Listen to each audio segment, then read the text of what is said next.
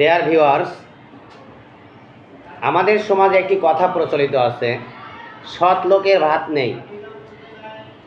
কথাটা কি ঠিক? আসলে কথাটা সঠিক নয়।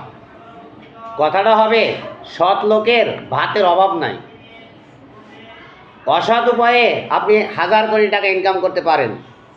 কোটি কোটি টাকা ইনকাম করার পর কিছুদিন পরেই দেখা যাবে আপনার ডায়াবেটিস, আপনার হাই প্রেশার, আপনার কিডনিতে সমস্যা, আপনার এই সমস্যা সেই সমস্যা, আপনি কিছুই খেতে পারছেন না। কিন্তু একজন সৎ ব্যক্তির তার শারীরিক সুস্থতা থাকে, মাশাআল্লাহ, আলহামদুলিল্লাহ, সে মৃত্যু পর্যন্ত সব কিছুই সুন্দরভাবে খেতে পারে।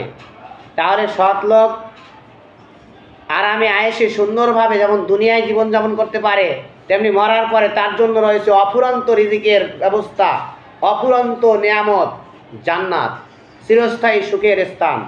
তাহলে দুনিয়াও তার আছে, আখিরাতও তার আছে। কিন্তু অসৎ লোকের প্রকৃতপক্ষে দুনিয়াও নাই, আখিরাতও নাই। কারণ সে দুনিয়াতেই নানা রকম অসুস্থতায় ভুগবে এবং খেতে পারবে না, তার মন মতো চলতে পারবে না। আর পরকালে তো রয়েছে তার জন্য জাহান্নাম। তাই আমরা বলতে পারি অসৎ লোকের ভাত নাই, কিন্তু সৎ লোকের ভাতের অভাব নাই।